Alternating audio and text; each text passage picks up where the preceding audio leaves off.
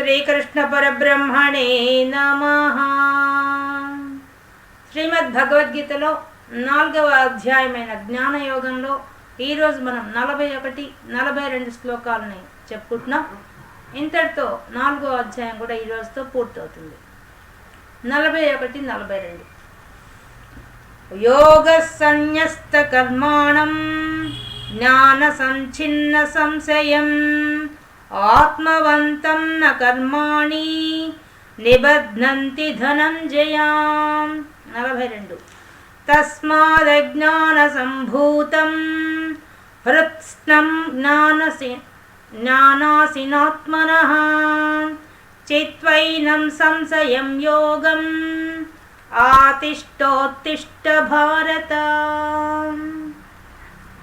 మనకు భగవంతుడు ఇక్కడ దాకా ఈ యొక్క చాప్టర్లో ఈ జ్ఞానయోగం గురించి, కర్మయోగం గొప్పదా జ్ఞానయోగం గొప్పదా అని అర్జునుడు అడిగిన ప్రశ్నకు జవాబుగా చెప్పుకుంటూ వచ్చి 3వ అధ్యాయం నుంచి తర్వాత దాంట్లో ఏ కర్మ ప్రకారం ఏ విధంగా చేయాలో చెప్పి, ఆ కర్మలు కూడా ఈ యోగం అంతా కూడా పూర్వకాలం నుంచే వచ్చిందని చెప్పి, సూర్యుడికి నేను చెప్పానని చెప్పి అక్కడి నుంచి చెప్పుకుంటూ వచ్చాడు, పరంపరగా వచ్చిందని చెప్పాడు. చెప్పిన తర్వాత వాటిని ఆచరించే విధానం చెప్పుకుంటూ వచ్చి, ఆ కర్మలే లేకుండా పోవాలంటే యజ్ఞాలు చేయాలని చెప్పి, ఆ యజ్ఞాల్లో కూడా జ్ఞాన యజ్ఞం చాలా గొప్పదని చెప్పి, ఆ జ్ఞాన యజ్ఞం పొందాలంటే గురువులు ఉండాలని చెప్పి, ఆ గురువుల్ని ఏ విధంగా ఆశ్రయించాలో చెప్పి, ఆశ్రయించిన తర్వాత శిష్యుడైన వాడు ఎలా ఉండాలో చెప్పాడు ముందు శ్లోకంలో.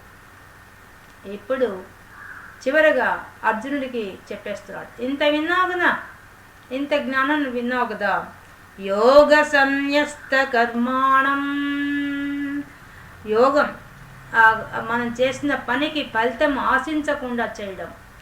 సన్యస్త కర్మాణం అంటే చేసే కర్మలకి ఫలితం ఆశించకుండా చేయడం.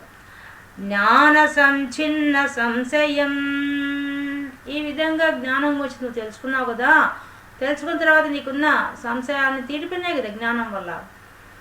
ఆత్మవంతం న కర్మాణి నిబధ్నంతి ధనంజయ. ఆత్మవంతం, నీ ఆత్మస్థితికి నువ్వు వెళ్ళిపోయి ఆత్మలో నీ యొక్క అంతఃకరణాన్ని నువ్వు జయించి తద్వారా నీవు కర్మబంధంలో ఇరుక్కోకుండా అవడానికి అవకాశం ఉంది. జ్ఞానం వస్తే ఏమవుతుంది, కర్మబంధంలో ఇంకా చిక్కుకోవు. ఎప్పుడు చిక్కుకోవో అప్పుడు కర్మలు అంటావు కాబట్టి ఇక జన్మలు ఉండవు. ఇది ప్రాసెస్. కాబట్టి దీన్ని నువ్వు ఆచరించాలి అర్జున. అర్థమైందా ఇప్పటిదాకా చెప్పింది అని అంతా వివరించేశాడు. తర్వాత తస్మాద్ అజ్ఞాన సంభూతం. ఈ విధంగా అజ్ఞానంతో పుట్టినటువంటి తస్మాత్ అందువల్ల అజ్ఞాన సంభూతం, అజ్ఞానంతో పుట్టినటువంటి సంశయాలన్నింటినీ కూడా నీ యొక్క మనసులో నీ హృదయంలో ఏర్పడ్డవన్నీ కూడా జ్ఞానాసినాత్మన. అసి అంటే కత్తి, జ్ఞానం అనే కత్తితో చిత్వైనం సంశయం యోగం. నీ యొక్క అజ్ఞానం అనే దాన్ని జ్ఞానం అనే కత్తితో తెగ నరికేసే, భిత్వా ఛేదించేసి, చిత్వా ఛేదించేసి, యోగం ఆతిష్ట ఉత్తిష్ట. నువ్వు ఇంకా ఆచరింపము. ఇక నువ్వు కర్మ సిద్ధాంతం ప్రకారంగా నువ్వు ఏ విధంగా ప్రవర్తించాలో మోహాన్ని వదిలిపెట్టి జ్ఞానాన్ని సంపాదించి, జ్ఞానం ద్వారా యోగం సంపాదించి తద్వారా యుద్ధం ఉత్తిష్టలే, ఇంకా యుద్ధం చెయ్యి అని చెప్పేశారు. ఈ 2 శ్లోకాల్లో పైన అర్థం అది. ఇప్పుడు దీనికి ఒక ఎగ్జాంపుల్ తీసుకుందాం.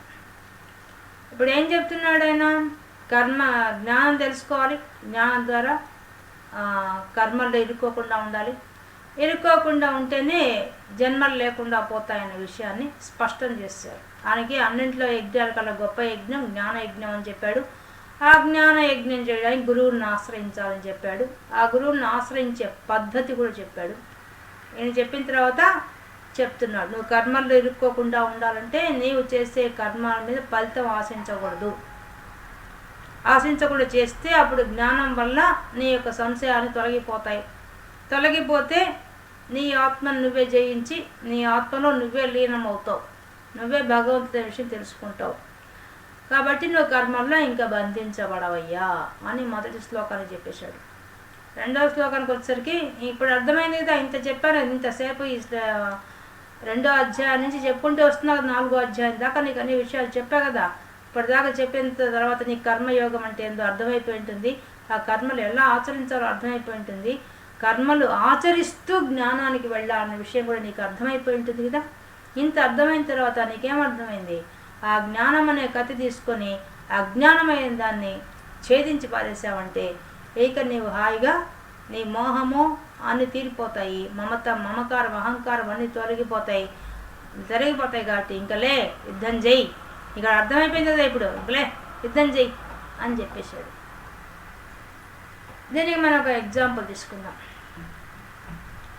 ఇప్పుడు ఒక కారు నడిపేవాడు ఉన్నాడు, డ్రైవర్ ఉన్నాడు. వాడు వేరే వాళ్ళ కార్లను నడుపుతాడు, వేరే వాడికి కార్లు ఉన్నాయి, వాళ్ళ దగ్గర పోయి ఉద్యోగం చేస్తాడు. ఆ కారు నడిపే ఉద్యోగం మాత్రమే చేస్తాడు. అంటే ఎవరెక్కడికి పోవంటే అక్కడ తీసుకెళ్తాడు, దాన్ని తీసుకొస్తాడు, అది అతని డ్యూటీ. ఇప్పుడు కారు నడిపేవాడు ఉన్నాడు, కారులో వేరే ఫ్యామిలీ దాంట్లో ఎక్కారు, వాడు ఎక్కాడు. కారులో వాడు ఉంటాడుగా, వాడితో పాటు ప్యాసింజర్లు ఉంటారు. వాడు కూర్చున్న తర్వాత వాడు ఎన్ని గమనిస్తాడు? కారు నడపడంలో నైపుణ్యం, మళ్ళీ పక్క నుంచే వచ్చే వెహికల్స్, వెనక ఉండే వెహికల్స్, ముందు ఉండే ట్రాఫిక్, ముందు ఉండే సిగ్నల్స్ అన్నీ గమనిస్తుంటాడు. ఇవన్నీ గమనిస్తూ కూడా ప్యాసింజర్తో మాట్లాడుతుంటాడు. వీళ్ళన్నీ వాడి విషయాలు అడుగుతుంటారు, ఇది చెప్తుంటారు, మళ్ళీ వీడి విషయాలు వాడు అడుగుతుంటాడు, వాడు చెప్తుంటాడు. వీడు చెప్పేది కరెక్ట్ చేసుకుంటాడు, వాడు చెప్పేది వాడు చెప్తుంటాడు. ఈ ప్రాసెస్ అంతా జరుగుతుంటుంది. కానీ వాడి లక్ష్యం ఎక్కడికి? ఏ ఊరైతే ఆ ప్రయాణికులు అడిగారో ఆ ఊరు చేర్చడం వాడి లక్ష్యం. దాన్ని మ్యాప్ పెట్టుకొని వాడు కరెక్ట్గా ఆ రూట్లో పోతుంటాడు. దారిలో ఇక్కడ ట్రాఫిక్ ఉందంటే మళ్ళీ దాన్ని డైవర్ట్ చేస్తుంటాడు. అంటే ఎంత కాన్సన్ట్రేషన్ చేస్తున్నాడు? వాడి లక్ష్యం ఏంది? ఎక్కడికి పోవాలి వాడు? ఏ ఊరైతే వాళ్ళు ప్యాసింజర్స్ అడిగారో ఆ ఊరు వాడు చేర్చాలి, అంతేనా? దారిలో వాడికి కూడా ప్రాబ్లమ్స్ వస్తాయి. ఏం ప్రాబ్లమ్స్ వస్తాయి? ట్రాఫిక్ సిగ్నల్స్ పడతాయి, ట్రాఫిక్లో ఇరుక్కుపోతాడు, ఒక్కోసారి యాక్సిడెంట్ అవుతుంది. యాక్సిడెంట్ అయినప్పుడు కూడా దానికి సంబంధించిన డెసిషన్స్ వాడే తీసుకోవాలా, దానికి ఆ రెస్పాన్సిబిలిటీ వాడే తీసుకోవాలి, అవన్నీ వాడే భరిస్తాడు. ఇదే మనం మార్చండి. మన శరీరమే ఆ కారు, ఆ కార్ డ్రైవరే మనం. మన లక్ష్యం భగవంతుడిని చేరడం. మనకు యుద్ధం జరుగుతుంది పొద్దున్న లేచి, మనకు ఇంధనం కావాలి, దాని కారుకు పెట్రోల్ పోసినట్టుగా డీజిల్ పోసినట్టుగా మనకు పొట్టకు పోస్తూ ఉండాలి. నడుస్తూ ఉంటుంది బండి, జీవన యాత్ర జరుగుతూ ఉంటుంది. దానికి మళ్ళీ మనం మధ్యలో మనకి ఫైటింగ్స్ వస్తాయి, మనకి ధర్మ సందేహాలు వస్తాయి, మనకి అన్నీ వస్తాయి. కానీ వాటి అన్నిటినీ మనం చాకచక్యంగా చేస్తాం. కానీ ఇంత చేసిన కార్ డ్రైవర్ యొక్క ఆలోచన ఎక్కడ ఉంటుంది? ఆ గమ్యస్థానం వాళ్ళని చేర్చిన తర్వాత ఎక్కడికి పోవాలనుకుంటాడు? తన సొంత ఇంటికి పోవాలనుకుంటాడు. కార్ డ్రైవర్ ఏమనుకుంటాడు? తన సొంత ఇంటికి వెళ్ళాలనుకుంటాడు. అంతే తప్ప కార్లోనే కూర్చోవాలనుకుంటాడా? అనుకోడు కదా. అలాగే మనం కూడా ఇది రెంట్కి తెచ్చుకున్న శరీరం, రెంట్ హౌస్ ఇది. ఈ హౌస్లో ఎన్నో ఉంటావు, ఎప్పటికైనా నీ సొంత ఇంటికి వెళ్ళిపోవాల్సిందే. సొంత ఇంటికి పోయేదాకా నీ ప్రయాణం సాగేస్తుంది. ఆ ప్రయాణంలో నువ్వు గమ్యం చేరేదాకా నీకు ఆటుపోట్లు తప్పవు. రోగాలు, రొప్పులు, కష్టాలు, సుఖాలు, దుఃఖాలు అన్నీ ఉండాల్సిందే. వాటిని అన్నిటినీ ఎదిరించాలంటే దానికి సమయస్ఫూర్తిగా సమయానికి తగ్గట్టుగా రియాక్ట్ అవుతూ పోతూ ఉండడమే, అంతకుమించి వేరే మార్గం లేదు. కానీ దానికి కూడా మనకు ఒక క్రమశిక్షణ పెట్టేశాడు. యజ్ఞం అని పెట్టి ఆ యజ్ఞం ద్వారా మనకి ఏం పెట్టాడు? కర్మలన్నీ కూడా ఫలితం ఆశించకుండా చేసుకోపో అని చెప్పేశాడు. అంటే సులభంగా జీవించే విధానం చెప్పేశాడు. మనసుకు బాధ లేకుండా హాయిగా ఉన్నంతకాలం బతికినంతకాలం ఆనందంగా జీవించేటట్టుగా అదొక ఇది ఇచ్చేసాడు ఆయన. నువ్వు ఫలితం ఆశించకుండా, అదే మొట్టమొదటి వాక్యానికి యోగ సన్యస్త కర్మాణం, నువ్వు ఫలితం ఆశించవాక. ఆశించకుండా నీ ధర్మాన్ని నువ్వు చేసుకుంటూ పో. వాడు అంతే, డ్రైవర్ ఏం చేస్తాడు, వాడి ధర్మాన్ని వాడు ఆచరిస్తూ పోతాడు. అప్పుడు అక్కడ కారులో ఉన్నంతసేపు ఆ ప్యాసింజర్స్ తన వాళ్ళు అనుకుంటాడు. అంత మాత్రం చేత వాడి కోసంగా ఏమైనా చేస్తాడా వాడు? వాడి మీద బాధ్యత తీసుకుంటాడా? వాళ్ళ జీవితాల మీద భరోసా ఇస్తాడా? ఏమీ ఇవ్వడు. నా దారిలో పోయినంతసేపు ఆలోచనగా మాట్లాడతాడు. వాళ్ళకి ఏమైనా సమస్య వచ్చిన వాళ్ళకి దాహం అయింది, వాటర్ లేవంటే వాటర్ ఉండే దగ్గర ఆపుతాడు, వాటర్ ఇప్పిస్తాడు. భోజనం కావాలి, ఆకలి అయిందంటే ఆకలి తినిపిస్తాడు, హోటల్స్ తీసుకెళ్తాడు. డబ్బేం వాడు పెట్టడు. ఏ విధంగా అయితే ఒక కార్ డ్రైవర్ ఏ విధంగా అయితే వాడి మనసు ఎలా ఉంటుందో అలాంటి స్థితిలోనే మనం కూడా ఉండాలి. వాడి దాంట్లో ఫలితాలు ఏమైనా ఆశించాడా? వాడికి మంచినీళ్ళు ఇస్తే నాకు ఫలితం వస్తుంది అనుకున్నాడా? అన్నం ఉండే హోటల్ చూపిస్తే నాకైనా ఫలితం అనుకున్నాడా? ఇప్పుడంతా కమర్షియల్ అయిపోయిందండి. వాళ్ళకి లింకులు వచ్చి ఎక్కడ ఏ హోటల్ దగ్గర అయితే వాడి కమిషన్ వీడికి ఇస్తున్నాడు, అవంతా అయిపోయినాయిలే. అట్లాంటి వాళ్ళు కాదు, మామూలుగా మంచి వాళ్ళ సంగతి చెప్పేది. అలాంటప్పుడు వాళ్ళ పద్ధతి ఎలా ఉంటుంది వాడి మనస్తత్వం. అలాగ కార్ డ్రైవర్ ఏ విధంగా అయితే నడిపినంత కాలం ఎలా నడుపుతాడో, తన జీవితాన్ని ఎంత సమర్థవంతంగా నడుపుతాడో అంత అక్కడ కులాలు లేదు, మతం లేదు, ఏమీ లేదు. మానవత్వం మాత్రమే ఉంది, మానవ ధర్మం మాత్రమే ఉంటుంది. ఆ డ్రైవర్ని కూర్చున్నప్పటి నుంచి నీ కులం ఏంది, మతం ఏంది మనమేం అడగం. వాడు మన కులం ఏంది, మన మతం ఏంది అడగడు. వాడు ఎక్కడ తీసుకుపోవాలి అక్కడ తీసుకెళ్తాడు, వదిలిపెడతాడు, చూపిస్తాడు, తీసుకొస్తాడు, అంతే. మనము అడగం, ఏ కులము ఏ మతం ఏం అడగం. అక్కడ మానవత్వం, మానవ కులం మాత్రమే ఉంటుంది, ఇంకేం ఉండవు. అలాగే అర్జునుడు కూడా ఆపాదిస్తున్నాడు. నీవు కూడా నీ రాజ్యం కాదు, ధర్మరాజుది రాజ్యం రాబోయేది. నీ ధర్మం ఏంది? యుద్ధం చేయడం. యుద్ధానికి ముందే మనం ఎంత డిస్కస్ చేసాం, మొదటి అధ్యాయంలో, రెండో అధ్యాయం డిస్కస్ చేశాం కాబట్టి ఇంకా దాని జోలికి నేను పోవడం లేదు. అది ధర్మ యుద్ధమా, అధర్మ యుద్ధమా, అర్జునుడి తప్ప ఒప్ప అవన్నీ మనం డిస్కషన్ చేయడం అయిపోయింది. అవన్నీ దాటి వచ్చేసాం మనం. ఇప్పుడు అవంతా వెనక్కి పోవాల్సిన అవసరం లేదు. కాబట్టి మనం ఇక్కడ ఎంతవరకు అవసరం అంతవరకు తీసుకుందాం. ఇప్పుడు అర్జునుడి యొక్క కర్తవ్యం ఏంది?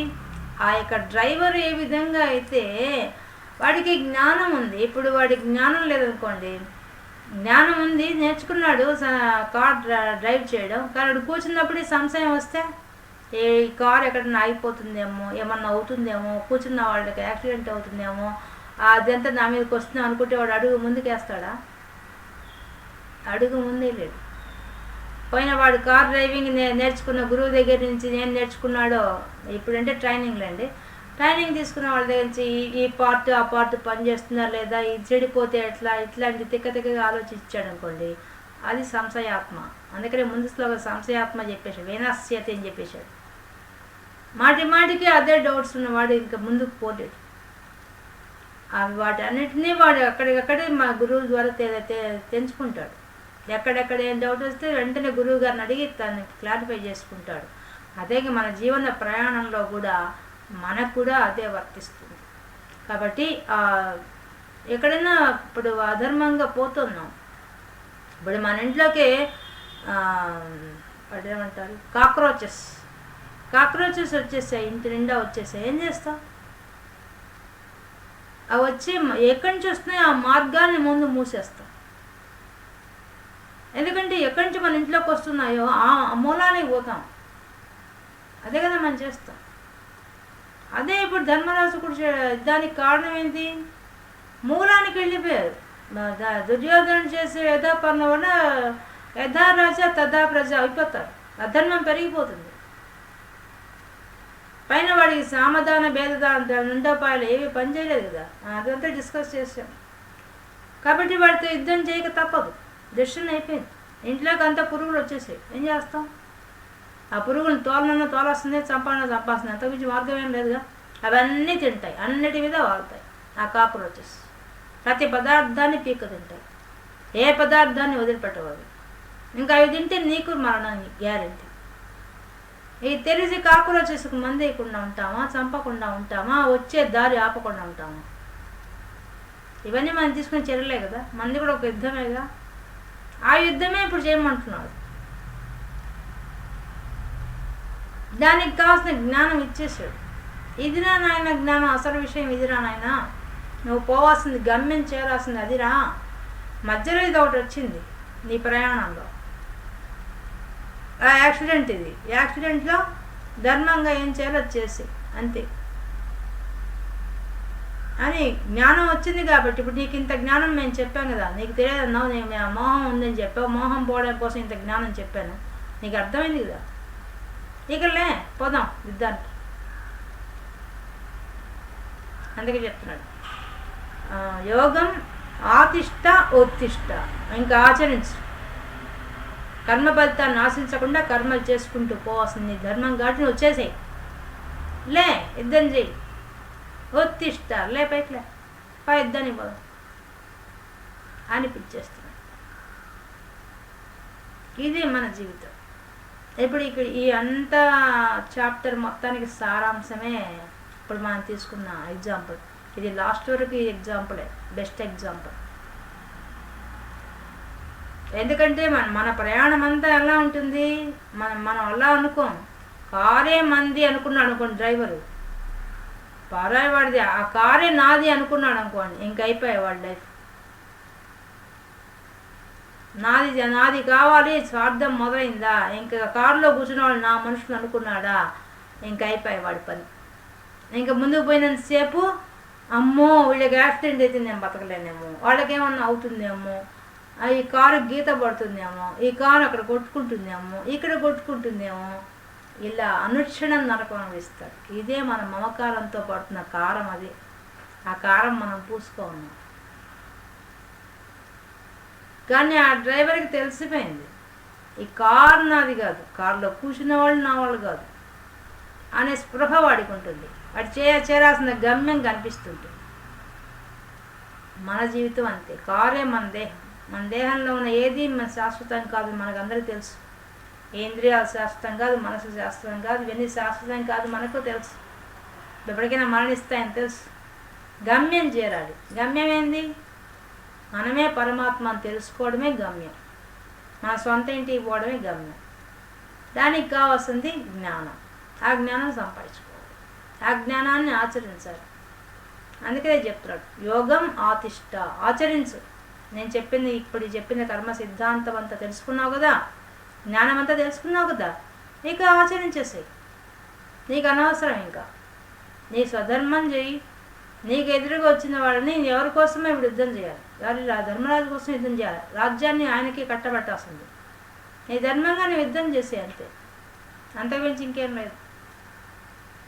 కాబట్టి కత్తితో ఛేదించేసి అజ్ఞానాన్ని, నీకున్న సంశయాన్ని.